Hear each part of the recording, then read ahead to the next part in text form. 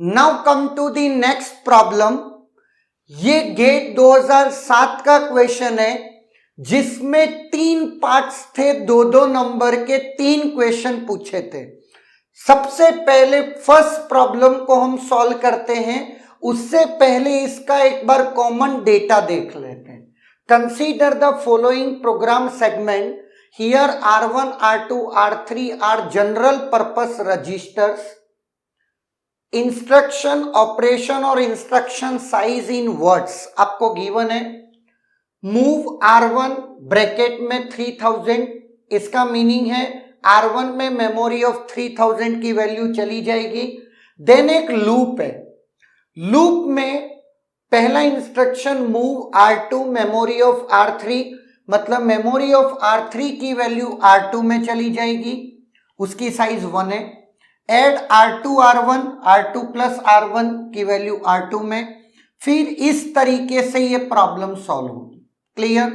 Now अब चलते हैं। Assume that the content of memory location 3000 is 10 and the content of R3 is 2000. The content of each memory location from 2000 से 2010 is 100. The program is loaded from memory location 1000. All the numbers are in decimal. यह आपका common data था। अब इस पे based 3 questions हैं। Come to the first part. Assume memory is word addressable. Okay. The number of memory references for accessing data in executing the program completely is. अब सोचो आपको क्या निकालना है, मेमोरी रेफरेंसेस। तो इस मेमोरी रेफरेंसेस के लिए ना मुझे मेमोरी बनाने की जरूरत है, ना ही मुझको इसको सॉल्व करने की जरूरत है। मैं क्यों सॉल्व करूं, है या ना, इसमें कोई दो राय नहीं। लेकिन पहले यह तो समझ में आए कि कहानी है कैसे। देखते हैं। एक मेमोरी लोकेशन आपको सबसे पहले लगा बाहर। क्लियर? तो 1 प्लस। अब देखते हैं मूव और बिहेवियर देखते हैं, फिर हम बनाएंगे कि मेमोरी लोकेशन बनाने की भी नीड पड़ती है या नहीं, जैसा कि मैंने अभी बोला। क्योंकि आपके दिमाग में जो एग्जाम में सॉल्व आए क्वेश्चन पूछा जाएगा तो आप उसी तरीके से तो प्रोसीजर फॉलो करोगे। Now move R2 memory of R3। R3 क्या है, R3 में 2000 है और 2000 पे पड़ी हुई वैल्यू क्या है, 100। ये 2000 मेमोरी ऑफ R3 और R3 में क्या है 2000 और 2000 पे पड़ी हुई वैल्यू क्या है 100। वो कहां आ गया आपका R2 में। फिर R2 R1 ऐड कर दिया। नाउ अब वो ध्यान से देखना, branch not zero that is loop. अगर ब्रांच नॉट जीरो, ये आपको थोड़ा सा नॉलेज होना चाहिए ब्रांचिंग का यहां पर, कि अगर होता क्या है मैं आपको और क्लियर बता देता हूं। डिक्रीमेंट R1 डीसी R1 की जो भी वैल्यू रही होगी वो एक एक से डिक्रीमेंट होगी ऑलवेज। एक समय ऐसा आएगा कि वो डिक्रीमेंट होते होते 0 आ जाएगी। जब वो वैल्यू 0 आ जाएगी, उस सच केसेस में 0 फ्लैग 1 हो जाता है, सेट हो जाएगा, है ना। जैसे 0 फ्लैग सेट हो जाएगा, ब्रांच इफ नॉट 0। ब्रांचिंग तुम्हें तभी करनी है जब 0 फ्लैग सेट नहीं होगा, तब तक तुम लूप चलाते रहो और जैसे ही तुमको 0 फ्लैग सेट मिल जाएगा तुम फिर हॉल्ट चलाओगे। ये कहानी है किसकी, ब्रांच इफ नॉट 0। अब R1 डिक्रीमेंट होता जाएगा और R1 मैन्युपुलेट हो रहा है कि नहीं हो रहा है वो देख लो। R1 कहीं पर भी राइट नहीं हो रहा है इस पूरे में। R1 को जो कुछ होना था वो कहां हो गया? सबसे पहले जब एक मेमोरी लोकेशन लगा उसमें बोला गया है कि मेमोरी लोकेशन 3000 पे 10 पड़ा है, मतलब R1 की वैल्यू क्या हो गई? 10। हाँ या ना? जो कुछ भी इवेल्युएट हो रहा है मेरे इस क्वेश्चन में ये पूरी कहानी की डिटेल नहीं पूछी इन्होंने, क्लियर है? मैं इसलिए मेमोरी डायग्राम बना भी नहीं रहा हूं। नौ, R1 की वैल्यू 10 है। R1 यहां पर कभी भी राइट नहीं हो रहा है, रीड हो रहा हो, मुझे उससे कोई लेना देना। R1 की वैल्यू एक एक से डिक्रीमेंट होगी, हाँ या ना? दिख रही है ना?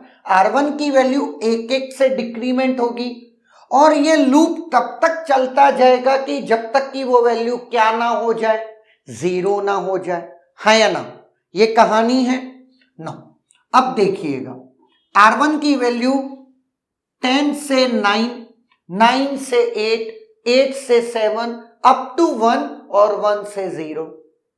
नौ, एक मेमोरी एक्सेस तो आपको लूप चालू होने से पहले ही लग गया, वो तो मैंने +1 कर ही दिया है। अब ये देख लेते जितनी देर ये लूप चला, ड्यूरिंग लूप कितने मेमोरी एक्सेस लग रहे हैं। तो सबसे पहले लूप चालू हुआ है इस जगह से, एक मेमोरी एक्सेस तो यहां लग रहा है और दूसरा मेमोरी एक्सेस यहां लग रहा है। 2 मेमोरी एक्सेस एक बार के में चल रहे हैं। नौ, अब ये कहां से कितनी बार? 10 से 9 कितनी बार ये चलेगा? क्लियर है? एक बार चला, 2 बार चला, 3 बार चला, 4 बार चला, ऐसे आप गिनते चलो, क्लियर है?